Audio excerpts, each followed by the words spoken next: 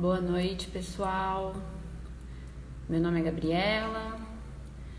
Hoje a gente vai ter uma conversa com o Mário Duarte.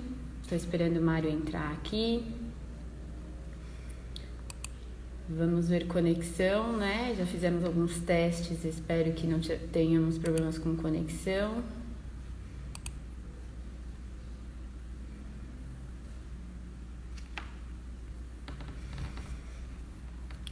Legal, bastante gente entrando, acenando. Boa noite a todos.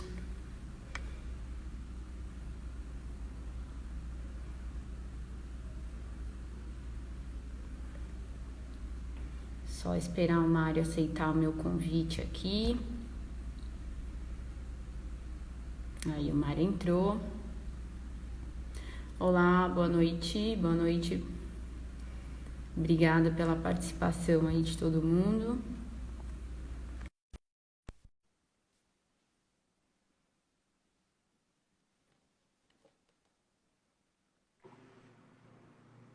Olá. Gabriela, tudo bem? Boa E noite a aí? todos. Tamo aí. Tá me ouvindo? Tá tranquilo? Tá legal, tá bom. Beleza, Mário. Tô bem enquadrado aí ou preciso ficar um pouco mais longe, mais perto? Não sei como é que tá. Pra mim, não, pra mim tá bom aqui. Ah, então vambora. Dá pra te ver bem. Vou tirar meu óculos, daí eu não consigo ler uma pergunta, então. Qualquer já avisei, o meu fica aqui, ó, pertinho também. Qualquer coisa dá uma corrida aqui. Vou Legal. aguardar o Pessoal, pessoal dar pessoal uma chegar, né? entrada. Tem bastante gente que tá te falando, acenando aí, né? Falando com você.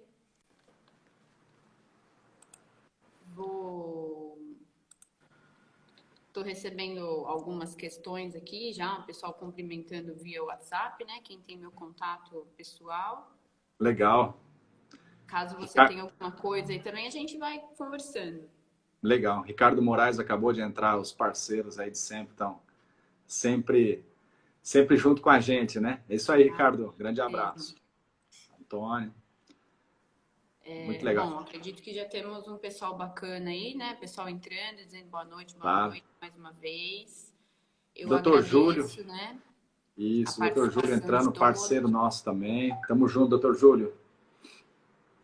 Legal. Não tenho como deixar de agradecer mais uma vez a Sintec pela oportunidade, pelo convite, com um assunto aqui interessantíssimo, manejo básico na central de reprodução, né? Com o nosso amigo aí, médico veterinário Mário Duarte, veterinário desde 89, né? O Mário fez residência na Unesp em Botucatu, atualmente está fazendo mestrado na UFSCar, no campus de Sorocaba, né? Isso mesmo. E é proprietário do Áreas e Fazenda Santa Maria, que presta serviços para reprodução. E já tem aí, né, Mari, uma carga muito importante de conhecimento na área.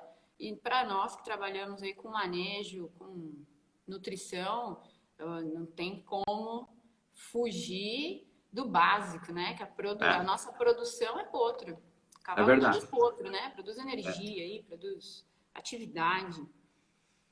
E eu queria começar essa conversa falando com você de uma parte inicial mesmo, né? Para a gente poder dar uma discorrida sobre o assunto, que é muito assunto, mas o carro-chefe, Mário, de uma central de reprodução, o que seria aí? Olha, Gabriela, bom, em primeiro lugar, vamos agradecer a Sintec. Eu também gostaria de agradecer a Sintec, parceira dos veterinários, né? Eles têm no mercado uma linha, uma gama de produtos aí indispensáveis para que nós possamos exercer nossa atividade, né? Então, eu considero a Sintec do Brasil aí grande parceira nossa, né? Tem produtos para reprodução e que nos ajudam aí a cuidar dos cavalos. Uma central de reprodução, Gabriela, existem várias coisas que são muito importantes, mas o fundamental são as receptoras, né? Não existe uma central de reprodução se não houver um banco de receptoras, porque você não consegue ficar dependente de outras centrais Se você, na verdade, você tem que ter as receptoras à sua disposição para você maximizar seu resultado, para você ter maior chance de maior êxito econômico e para você não ter problema futuro, porque o seu resultado final é o potro. E o potro, ele depende muito da qualidade da receptora. Então, eu diria que, sem dúvida, em primeiro lugar, seria um banco de receptoras, um banco de receptoras saudáveis, bem manejados, bem nutridas, sanitariamente sãs, né? Um dos, vamos dizer, um dos tripés aí importantes de uma central, né? Depois, para manejar a doadora é muito fácil, porque a doadora ela paga por tudo que é feito nela. Então, já a receptora não. A receptora, ela o custo é da central. Então, eu diria que a receptora, sem dúvida nenhuma, seria aí o ponto o gargalo, o ponto nevrálgico da central. E também é o que mais impacta no resultado. Tanto resultado mesmo de potros nascidos, né? Quer dizer, além de nascer, ele tem que nascer bem, né? Ele tem que desmamar bem. Aí sim, aí a transferência de embrião é útil, né? Porque se nós tivermos transferência de embrião com potros nascendo mal, desmamando mal, não faz sentido fazer transferência de embrião. Eu acredito que a gente vai falar bastante de receptoras, né? Inclusive, é o grande questionamento aí das pessoas. Lechonsky dando um oi. Oi, Cláudia. Beijo, querido. Uma ótima noite aí, Cláudia. Antes de falar de receptoras, então você já deu uma deixa importante aí, né? Que provavelmente ela é o gargalo de todo o centro. Mas a gestão econômica, como que isso fica dentro de uma central de reprodução, né? Como é que é seu manejo econômico? Para nós aqui tudo é manejo, né? Como é que é a sua gestão Falar econômica? Com os é isso aí, né? Ô, Gabriela, uma central que não é lucrativa, ela não faz sentido de existir. Ela é um negócio. Central de reprodução é um negócio. Ninguém tem uma central por romantismo, por gostar de fazer transferência de embrião. Nós temos centrais que é para ganhar dinheiro, para nos dar lucro. Então, nós temos, claro, fazer nossa parte econômica mais sensível, como a gente está falando, é a receptora. Simplesmente por quê? Porque qualquer coisa que a receptora necessitar, quem tem que prover, quem é o dono dela é a central. Enquanto que a doadora, ela tem um proprietário, ela tem alguém financeiramente responsável por ela, que a mantém. Então, qualquer coisa que você fizer com a doadora, o custo, ele é de responsabilidade do proprietário. E lógico, por isso que as receptoras são sempre muito bem mantidas, porque quem mantém, na verdade, é o proprietário. Uhum. As receptoras, elas, o ônus é da central. Então, e a gente brinca que qualquer centavo que eu gastar com a receptora, ela sai do meu bolso. E a única receita que a receptora nos dá, eu vou até falar mais sobre isso, mas a principal receita que ela nos dá é ela emprenhar. E depois, claro, existem muitas centrais que trabalham com potro vivo. Nós sempre trabalhamos com prenhez aos 60 dias, porque a partir dos 60 dias é muito pequena as perdas. Numa central bem manejada é pequena. Não é desprezível, mas ela é pequena. Com certeza é menor que 10%, a gente considera 5% um número normal de perdas, né? Prenhez após 60 dias. Qualquer coisa que você fizer com ela, você vai perder dinheiro. Então, qual que é a grande equação da central de reprodução? É você alimentar a receptora o suficiente para ela emprenhar, mas não o suficiente para que você gaste demais e que ela deixe de ser interessante economicamente. Então, por exemplo, suplementação com feno para a receptora não é economicamente viável. Suplementação com ração não é economicamente viável. Pastoreio, por exemplo. Se usarmos, por exemplo, pastos de cross, Tifton e Gigs, eles são pastos caros de manutenção. Talvez seja até possível, mas uma equação difícil de ser fechada. Então, nós temos que encontrar nós temos que encontrar maneiras de conseguir tratá-las bem, né? Gastando o mínimo possível e usando até, se possível, alguma alternativa. Então, por exemplo, hoje a mais usual é a silagem. Eu usei silagem por muito tempo. Comecei num E confinamento. você usa ainda hoje? Hoje, atualmente, não. Mas comecei a usar em 1994 e usei até 2016, quando eu saí da Sociedade da Central. Inclusive, nós tínhamos um confinamento de égua que comiam 100% silagem, e com a ajuda do Ricardo Moraes, que na época desenvolveu para a gente nos deu uma assessoria para desenvolver dietas, e aí nós usávamos o sal proteinado com silagem. Nossa silagem não era ensacada, era uma silagem feita no próprio Aras. O meu silo, ele é aéreo, ele não é tipo trincheira, ele é aéreo, mas com curvo. E bem manejado, um silo bem manejado. Eu desensilava com trator, com máquina, né? com uma garra. Eram muitos animais, né? E tratava com vagão forrageiro. Então, eu não usava nenhum adsorvente toxina, simplesmente sal proteinado, crômio proteinado. Infelizmente, fazia propaganda. Infelizmente, não. Tem que fazer. Justo, o sal era muito bom, muito bom. Então, a gente usava proteinado e silo. Silo numa quantidade pensada para vamos dizer, para que as éguas não tivessem fome, as éguas se mantinham bem, conseguiam emprenhar muito bem. O nosso limitante é que as éguas não suportavam o piso. Elas não suportavam o piso concreto. A velocidade do casco não era o suficiente para proteger. Então, nós tínhamos uma incidência muito alta de broca, né? A gente chama broca, pododermatite. Um bom número, um número significativo de éguas não suportavam. Entendi. O Ricardo fez uma pergunta aí. Será que a gente vai ter no futuro um alimento barato e saudável para as receptoras?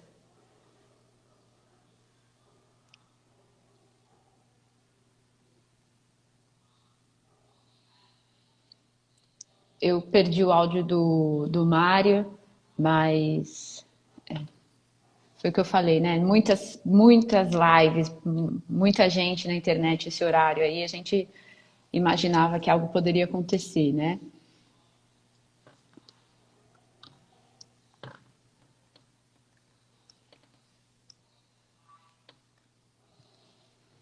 Eu não tô conseguindo te ouvir, Mário. Acredito que alguma coisa na conexão aí.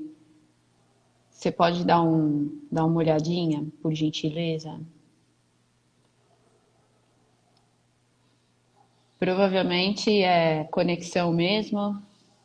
A gente está cheio do pessoal utilizando a internet esse horário aí, né? O Mário está na fazenda, então complica um pouco, mas logo vamos resolver.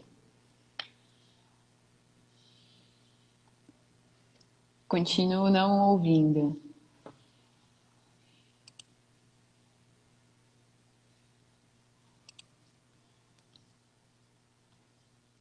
Mário, se você puder entrar e sair de novo, eu acho que a gente consegue.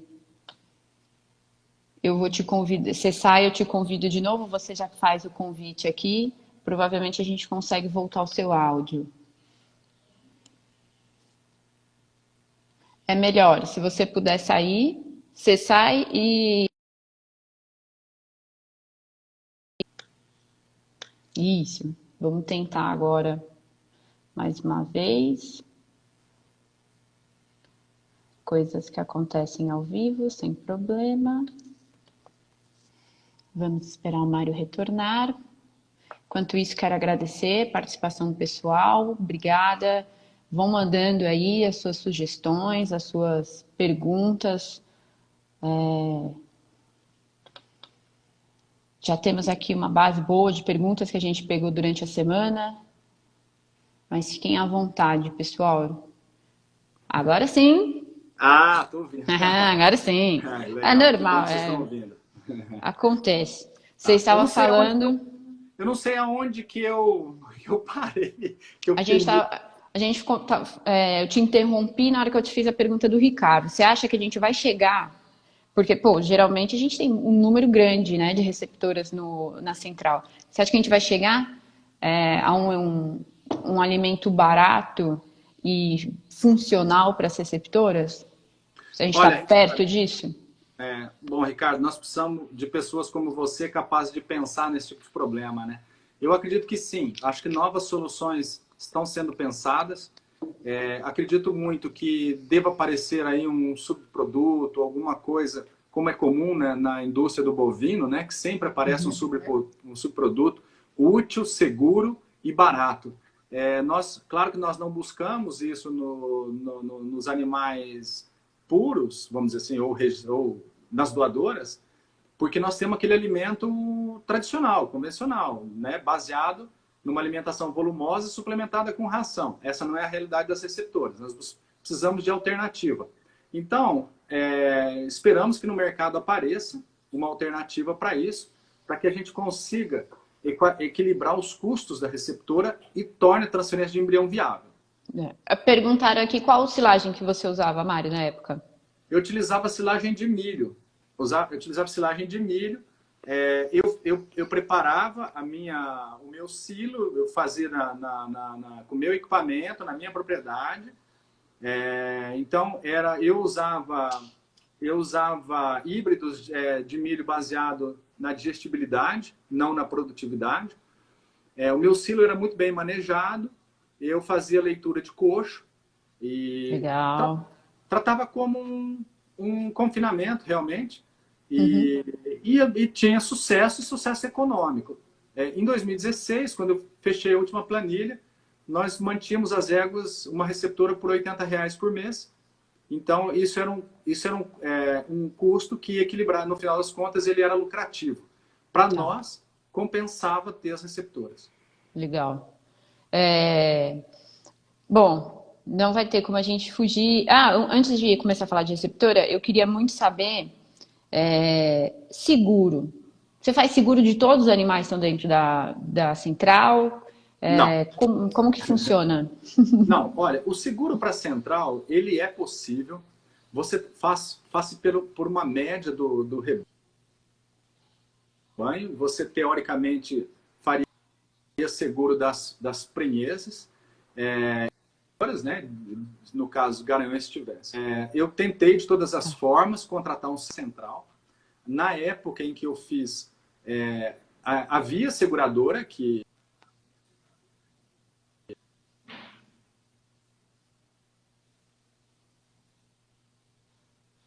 Tive problema mais uma vez com o seu áudio. Vamos ver se a gente consegue retornar. Não, a gente não está te ouvindo mais. Não. Nada de equipamento aí. Tranquilamente. Acontece. O Mário tá na fazenda, não tem jeito, né? Vamos enviar aqui para ele. Muito rápido. Voltamos. Estamos lá? Estamos aí? Show. Tá. Então, do seguro, o seguro de rebanho, eu tentei fazer de toda maneira, não consegui tornar viável. Nós recomendamos, então, que os proprietários façam seguro das doadoras e das prenheses. O que acontece é o seguinte: infelizmente, existem muitos cavalos que não são declarados no imposto de renda do proprietário.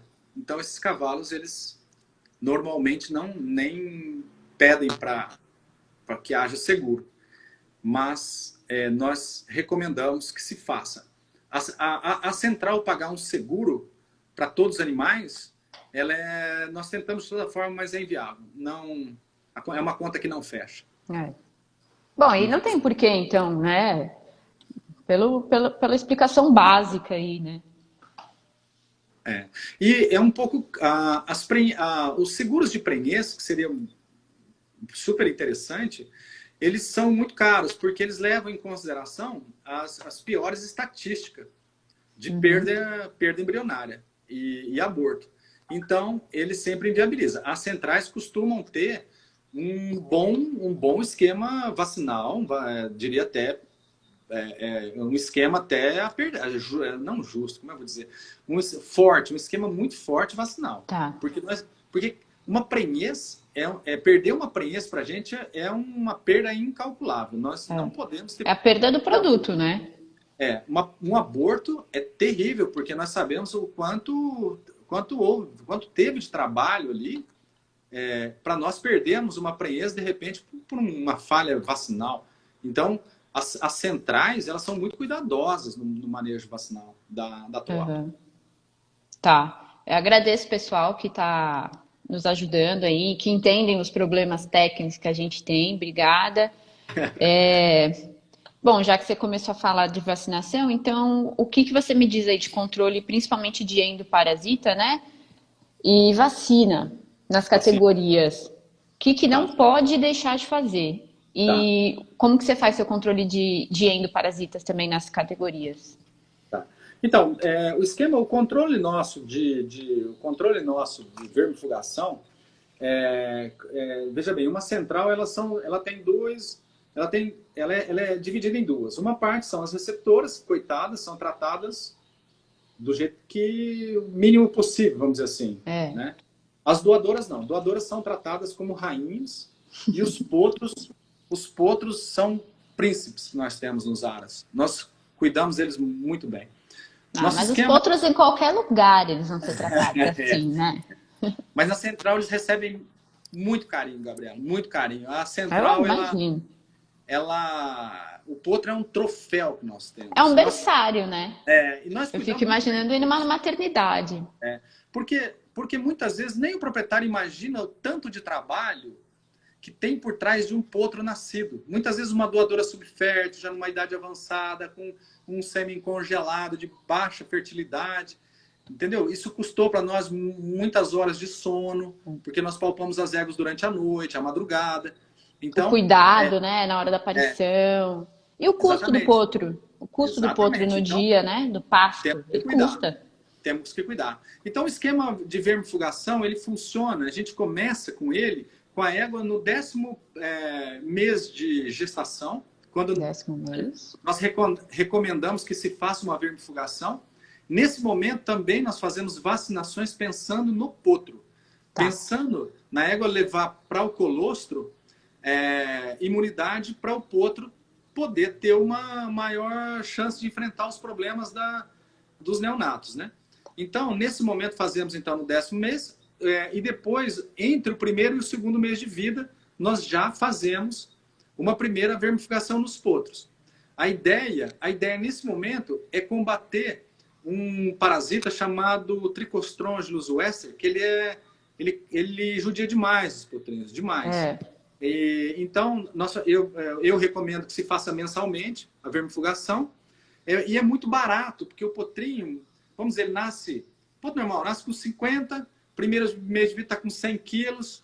Então, ele vai usar um tubo. Você leva quase que até o desmame, com um tubo de vermífugo. Né? Porque ele usa porque é por peso, usa muito pouco. Isso, então, claro que você não vai usar o mesmo, você vai fazer um rodízio de princípio ativo, vai fazendo mensalmente. Eu costumo fazer mensalmente até a desmama, normalmente depois dos 6 meses, esse parasita ele deixa de ser um grande problema para a gente. E aí nosso problema passa a ser paráscaras. Aí, no nosso manejo vermifugação a cada 2 meses. Aliás, a Sintec tem bons produtos. Ela tem bons produtos. A Sintec tem uma ivermectina, que é a base da nossa estratégia. Né? A maior parte dos aras usam, né? E tem bons resultados. Tem um benzimidazol também combinado com um organofosforado, que é oxibendazol com triclorfon, muito bom também, principalmente quando nos animais adultos, hoje o principal resistência com Oxyurus equi. Então, o triclorfon ele vai funcionar muito bem. Bom, seguindo então nosso esqueminha. Fazemos então vermifugações de 2 em 2 meses até entre 1 e 2 anos. Porque daí o paráscaris também ele sai de cena e o nosso problema passa a ser com estrôngios. E o estrôngios é muito mais fácil de de negociar com ele. Então, uma vermifugação a cada 4 meses é o suficiente para manter a tua propriedade controlada. Então, E depois, claro, uma vez que adulto é adulto. Cada 4, cada 6, não tem problema. Mas os potrinhos não. Os potrinhos merecem todo um cuidado. Um cuidado especial, né? Você faz contagem de ovos nas fezes? Você costuma fazer OPG? A Ju está perguntando. Tá, fazia no Aras, usava uma câmara de McMaster para fazer. Fazia com uma amostragem de 20% da população, mas 20%. eu não, na minha realidade, não me foi muito útil. Eu não consegui estabelecer uma boa correlação entre o OPG e o... Vamos dizer, às vezes dava um OPG baixo, menos de 500, e aparecia o parasita nas fezes. Então, eu deixei de usar o OPG. Então, não sei se era uma falha minha de diagnóstico, de exame. Era feito no próprio Aras, mas tinha, né, para OPG. Mas eu deixei e uso só... outra coisa também, na época, os vermífugos eram muito caros. E hoje não. Hoje os vermífugos são baratos. Então, eu diria e a gente consegue fazer parcerias, né, com os laboratórios. Os laboratórios fazem ótimos preços, dependendo do tamanho da troca. Exatamente. Eu me recordo que, há um tempo atrás, nós tínhamos que fazer muita conta. Hoje, muitas vezes, nós não cobramos dos proprietários, porque por ser muito barato. Né? Então, já está incluso na diária. E mais ou menos. A gente, quando usa os caros, a gente cobra do proprietário. Quando usa os baratos, a gente evita cobrar. Então, eu diria caro acima de R$30, barato abaixo de R$10. Então, hoje já tem vermífugo para cavalo de 500 quilos custando R$7. Então, eu mesmo até nem cobro dos proprietários esses vermífugos mais baratos. Claro, é claro que quando o vermífugo caro, porque você tem que fazer o rodízio, e aí, óbvio... Para não dar resistência, né? Você já comentou que teve problema aí, né, com resistência. Exatamente. A gente conversando. Exatamente. O Matheus Moraes pergunta se essa vermifugação, a dose é de 15 em 15 dias ou você só faz ela mensal? Não, nos potrinhos, mensal. Os potrinhos é mensal. Eu falo sempre que entre o primeiro e o segundo, porque é o seguinte, a gente tem uma agenda de vacinação de vermifugação dos potros. Então, ele entra na primeira vermifugação que tem depois do primeiro mês. O potrinho. E aí a gente segue, a gente sabe, naquele dia do mês, nós vamos vermifugar todos os potros. E assim nós vamos fazendo. Aí, claro, entre 6 e 2 anos, a gente pula um mês, né? Faz de 2 em 2 meses. É mais ou menos assim que a gente se organiza. A vacinação, rapidão, ela começa na égua prenha, nós vacinamos contra o abortovírus, né? Herpes vírus equino, tipo 1 e 4, entre o 5º, 7º e 9º mês. Depois a vacina contra a raiva e que protege contra a influenza, tétano e encefalomielite. Depois que os potros nascem, a primo-vacinação deles vai ser no 4º mês, porque antes do 4º mês existe influência do anticorpo colostral. Então, ela, a maioria das vezes, é eficiente. Então, se você tem um bom esquema de vacinação nas éguas, nas mães, a vacinação dos potros, quando feita, a chance ela é preventiva mesmo, né? A eficiência da sua vacina é muito alta. Por causa da interferência do anticorpo. Então, eu costumo fazer a partir do 4º mês, encefalomielite, tétano e influenza. Na nossa região é obrigatório vacinação contra a raiva nos meses de maio e novembro. Não é necessário, na minha opinião, fazer 2 vacinações anuais para a raiva dos herbívoros, mas a lei nos diz para fazer, então fazemos. Outra vacina... O Arruda perguntou da lepto. A lepto, eu tenho uma série de dúvidas, porque as vacinas de lepto não contemplam todos os sorovários, e muitas vezes nós temos abortos e descartamos o aborto por ser vacinado.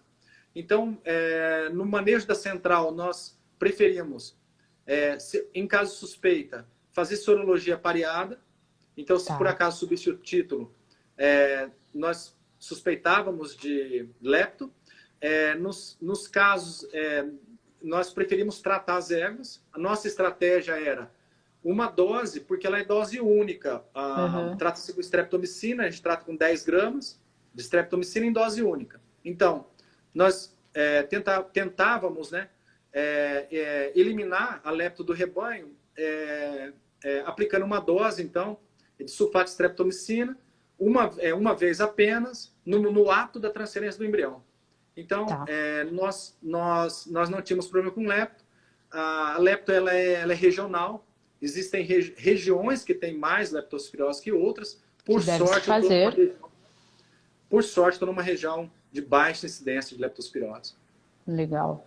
Menos mal, né, Mari? Tem bastante pergunta para você aí com vacinação. O pessoal aí querendo saber nascimento bitário. Você não vacina contra o rodococcus?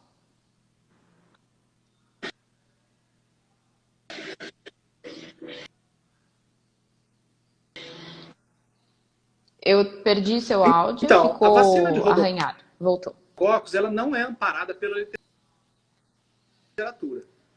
Existe sim que vacina. A melhor vacina que tem no mercado é do Dr. Sim, perfeitamente. Uma vacina argentina. Sim, perfeitamente. Ok. Você está me ouvindo agora? Está me ouvindo? Nós, por um tempo, vacinamos, sim, na central. Fazíamos a vacina. É uma Rodovac.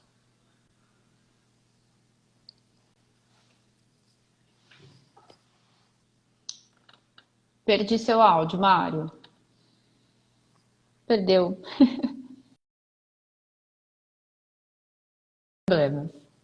A gente já viu que só dele sair e voltar já funciona, a gente faz dessa forma, então, sem problema algum. Eu estou recebendo bastante pergunta aqui de vacinação, pessoal, mas como nós já estamos quase que na metade, e eu tenho muita pergunta ainda de receptora, se eu pular algumas questões, eu peço desculpa, mas é para a gente poder abordar todos os temas, tá? Tá legal. Eu não Perfeito.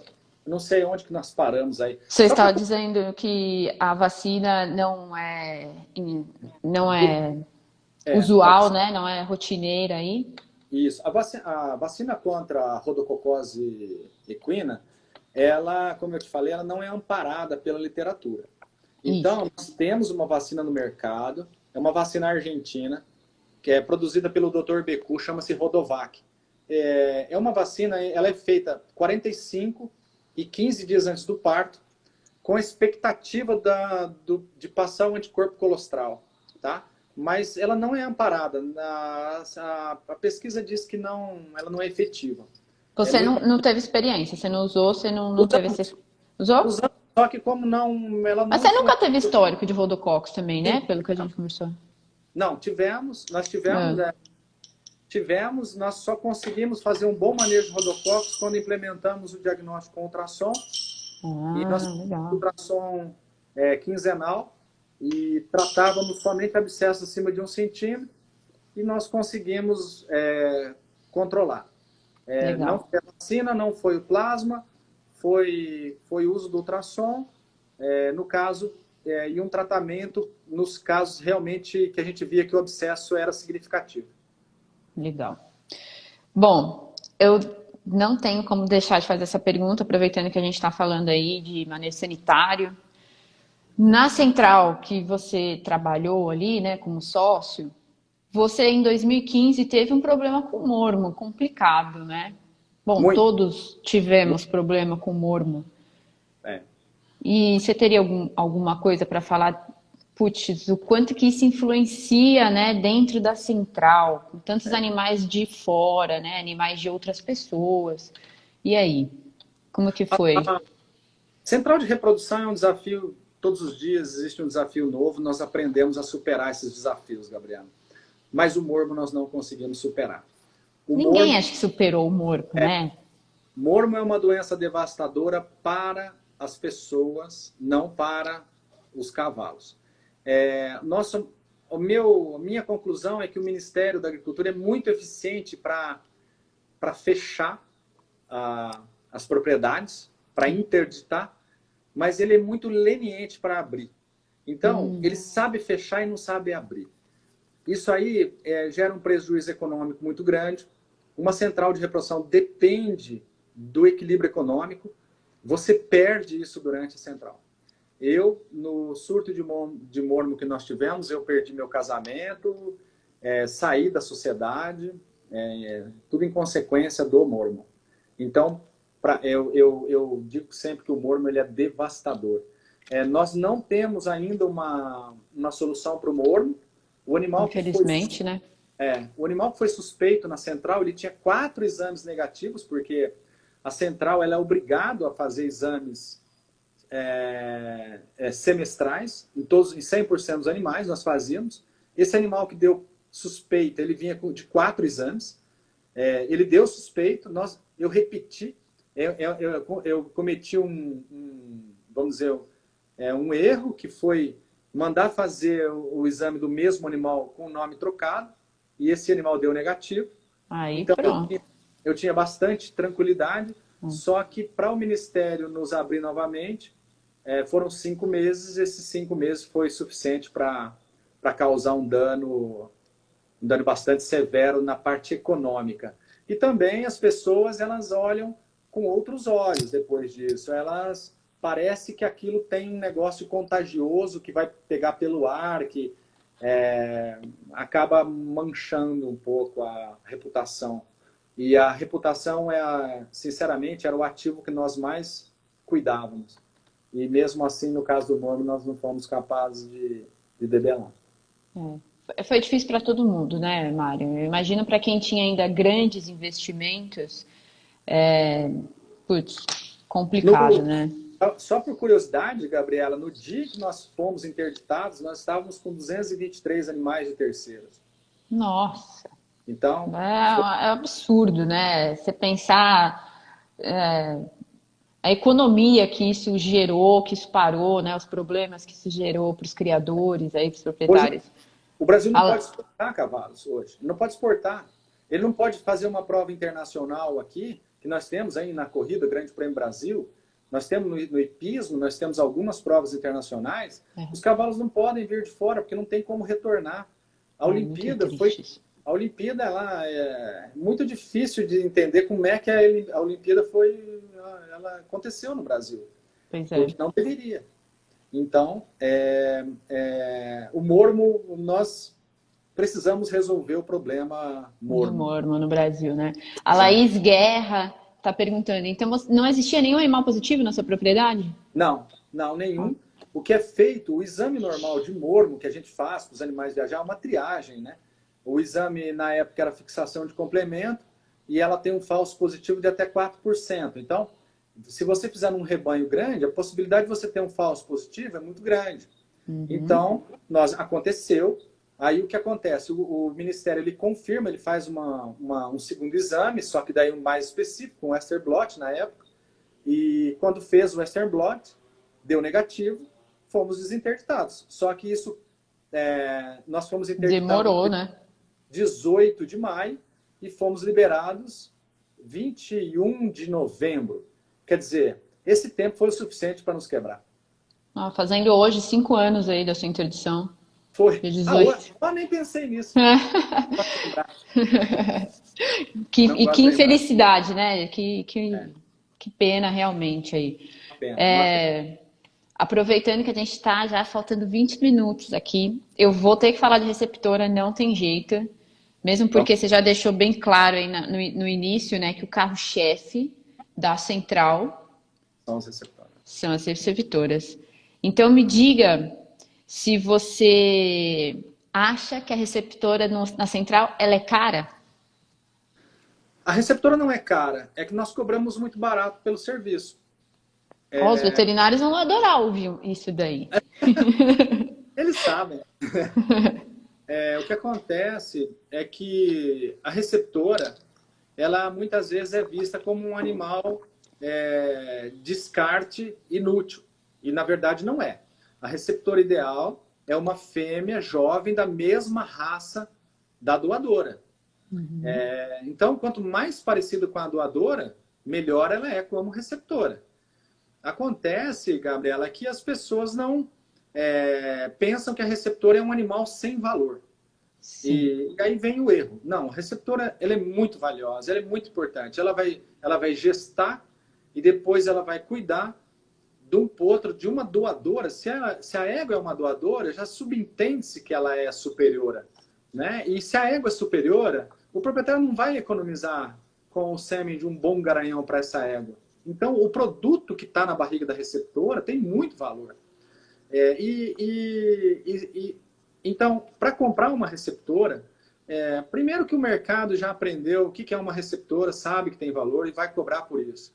Depois, não importa a maneira que nós criarmos uma égua, na pior das hipóteses, ela vai custar o mesmo que um bovino. Na pior das hipóteses, ou na melhor, né? Não sei. E um bovino, a gente sabe, se a gente for comprar hoje uma novilha ou uma vaca, nós vamos pagar por volta de R$ 2.500 a R$ 3.000. Então, não existe uma receptora que vale menos que uma vaca. Então, nós temos que ter consciência que esse é o preço da receptora. Se os proprietários querem ter boas receptoras, eles têm que entender que os veterinários ou as centrais precisam cobrar por isso. Né? Embora as receptoras elas trabalham no esquema de aluguel, mas se nós fizermos contas, os valores são bem justos, bem justos. Eu tenho até uma planilha que eu uso, é uma planilha de cálculo de receptora, que eu uso para saber quanto é que tem que custar um aluguel de receptora para ela se pagar. Você poderia compartilhar com a gente esse valor hoje em dia, a média? Eu estou sem ela aberta. Eu teria que abrir no meu computador, não sei quanto tempo. Não, tudo bem. Uma ideia de quanto custaria uma receptora hoje? Boa. Aí que tá. O que é boa para mim pode não ser para outro criador. Por exemplo, para um criador de éguas de salto, ele precisa de receptoras grandes. Na pior das hipóteses, 1,50 m. Na pior das hipóteses. Tá. Então, essas éguas... outra coisa, ela não pode ser... A idade... tem uma curiosidade quanto à fertilidade das receptoras, que elas ganham... vamos dizer, elas chegam no máximo de fertilidade entre 3 e 4 anos. Se for Campulina, Bretã menos.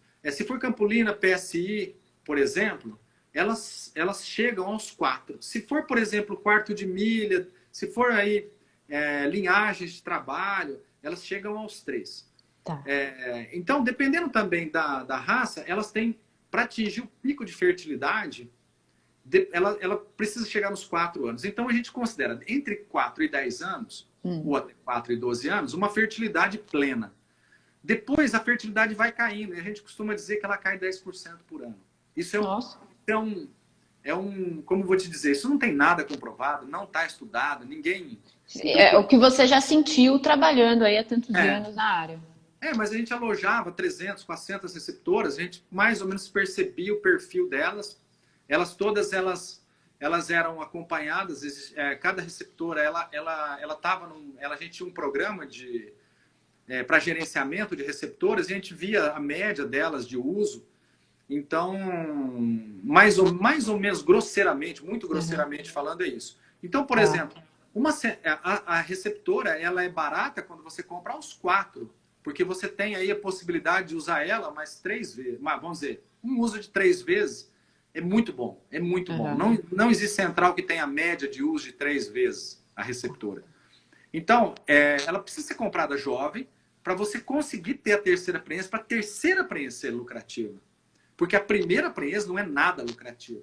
Porque você acabou de comprar a égua, você teve que melhorar, fazer o esquema sanitário nela. Ela se acostumar com o manejo, né? Colocar. E a Laís Guerra pergunta, quais exames você faz na doadora quando você vai introduzir ela na central? Anemia e mormo, porque é obrigatório. Né? Obrigatório, sim. Aí nós fazemos exame ginecológico. Bom, no exame ginecológico, ela tem que ser uma égua perfeita. Se ela tiver qualquer indicativo de que ela tem um problema reprodutivo, ela é descartada. Não se compra. Tá? Então, claro que depois de você usar, por exemplo, 2, 3 vezes a mesma égua, uma égua muito boa, que te deixou grandes potros, bons potros, nós podemos até fazer alguns exames. No caso, citologia uterina, para a gente ver se ela tem um processo inflamatório. Nós podemos fazer biópsia para ver se ela tem algum grau de degeneração endometrial. Mas, por exemplo, as éguas que têm um biópsia acima, existe uma classificação. Não vou entrar na classificação de biópsia. Mas... Não, porque a gente está com o tempo super apertado. Eu tenho mais umas 10 perguntas para você, Ken. Tá. Então, a gente não, só faz mesmo depois que você sabe que você tem uma muito boa receptora que vale a pena. Caso contrário, ela é descartada no primeiro exame ginecológico. Legal. Tem algum suplemento, alguma estratégia de alimentação que você teve experiência que melhorou a fertilidade tanto em machos quanto em fêmeas? Olha, dos garanhões, eu vou falar de maneira geral, acho que isso serve para todos. Tá. Quando o seu esquema nutricional é muito bom, quando ele é bem feito, praticamente dispensa suplementos. Ou melhor, você usa o suplemento e você não vai notar melhora, se o seu esquema for bom. Uhum. Claro, a gente, por exemplo, muitas vezes usa algum suplemento, assim, por exemplo, eu vou preparar o animal para leilão. Legal. O que geralmente a gente faz mesmo, né? Inclusive, semana passada eu conversei justamente disso com o Ricardo, né? O suplemento é aquele ajuste fino. Isso. Então, talvez uma creatina para apresentar o animal melhor. Uhum. Às vezes, por exemplo, um whey, se você quer fazer uma coisa mais sofisticada. Os potrinhos eu suplemento, principalmente com produtos que tenham levedura, porque, na verdade, condição, né? sempre pensando em maximizar a parte imune, a parte de saúde digestiva, sempre usando minerais quelatos nos potros, principalmente, tentando usar o máximo que a gente consegue aí de quelatos, né? Então, mas a suplementação, assim, eu percebo isso. Nos garanhões para fertilidade, quando os garanhões são bem nutridos, os suplementos, eles não fazem tanto efeito. Legal. Então, mesmo agora, vamos supor que tem arginina, beta-caroteno, que tem a carnitina, que tem a zinco, vamos dizer, direcionados à reprodução, quando os cavalos são bem nutridos, os garanhões bem nutridos, eles não mostram efeito aparente. Não o que você esperava, né? Que fosse Exato. algo... Ó, que legal. A Nascimento Bitar está perguntando se você trata a receptora que ficou vazia e quantas chances você dá para as receptoras que não emprenharam. Você nunca pode permitir ela perder o quarto embrião. Ela perdeu o terceiro embrião, a receptora na central ela deve ser descartada. Você deve achar um destino para ela. Ela não perder um quarto embrião seria um prejuízo, na minha opinião, muito grande. Então, o descarte, nós recomendamos o descarte, caso ela não emprenhe no terceiro embrião colocado. O tratamento, nós até tratamos. Nós tentamos tratamentos alternativos num custo baixo, nós fazemos. Agora, por exemplo, a ocitocina, até a própria Sintec tem uma ocitocina, nós usamos muito, eu adorava, porque ela vem em frasco de 100 ml. Uhum. Como a gente maneja rebanho, a gente precisa de grandes volumes. Legal. Então, nos ajudava bastante. Então, uma ocitocina, por exemplo, uma receptora, primeiro cio pós-parto, com algum fluido no útero, a gente usava a ocitocina e usava ela normal e ela tinha bons resultados. Tratamentos, somente assim, infusões uterinas com antibióticos de baixo custo. Infelizmente, a gente cometia também um outro erro, que é não fazer um antibiograma por causa de custo. Tá. E quando nós tínhamos a rotina de microbiologia no laboratório do Aras, aí sim, nós tratávamos porque nós tínhamos exames num baixo custo. E aí a gente selecionava um antibiótico barato, tratava a receptora. Mas eu já digo que não convém. Receptora é vulvoplastia apenas, ocitocina nas paridas, e tentar evitar esse tipo de gasto e o descarte feito na terceira perda embrionária. E você dá o Dudes Castro perguntou, você dá intervalo entre o cio das receptoras ou não? Não. Anual mesmo? Não, a gente usa a receptora quando a gente puder, a gente tiver chance, a gente usa. Legal. Você deixa, isso conversamos até previamente, né? Você deixa as receptoras e as doadoras próximas na mesma pastagem, a mesma alimentação? Como é que é a sua Então, estratégia? não, as receptoras, as doadoras recebem os melhores pastos. Elas normalmente são manejadas em pastos de Cross Tifton ou Gix. As receptoras, elas comem o que dá para o que é possível comer ou não. E a gente tenta algum alimento alternativo para baixar custo. Depois que ela recebe o embrião, ela vira uma égua como se fosse uma doadora. Ela vai ter exatamente o mesmo manejo da doadora uma vez que o embrião vai para dentro do útero dela. Porque daí nós vamos cuidar do embrião. Então, nós transferimos o embrião, 5 dias depois fazemos o diagnóstico. Feito o diagnóstico, o manejo todinho dela é feito como doadora. Ela vai também, ela sai do confinamento, sai do trato com silo, entra no trato com pasto, suplementado com ração. Se o pasto tiver uma boa condição, somente pasto sal mineral até o 8º mês de gestação. A partir do 8º mês, aí sim, nós fazemos um flushing, e para que ela, no momento do parto, ela já esteja numa condição bem favorável. Favorável que eu digo, já gorda. Para que... Gorda. Gorda. Ninguém gosta dessa palavra. Ninguém gosta. A única que gosta é a receptora gorda. Aliás, qualquer égua que for parir um pouquinho gorda. Porque a gente não... a gente tem muita dificuldade em suprir a demanda dela, principalmente de energia, quando ela entra no pico de lactação.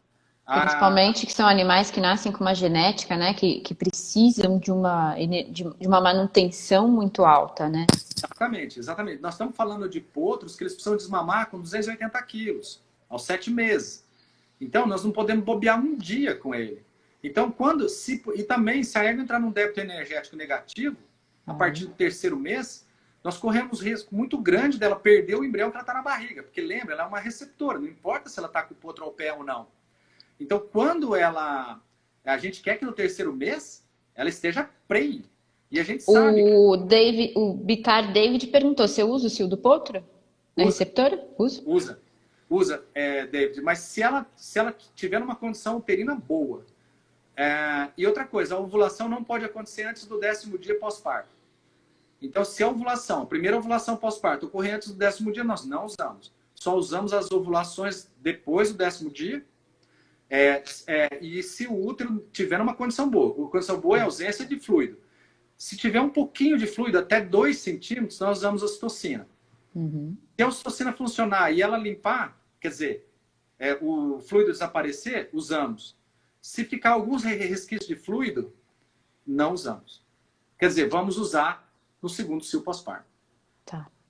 Faltando 5 minutinhos para acabar, Mário. Eu queria encerrar, porque eu sei que você vai dar uma palestra sobre isso. Emergência.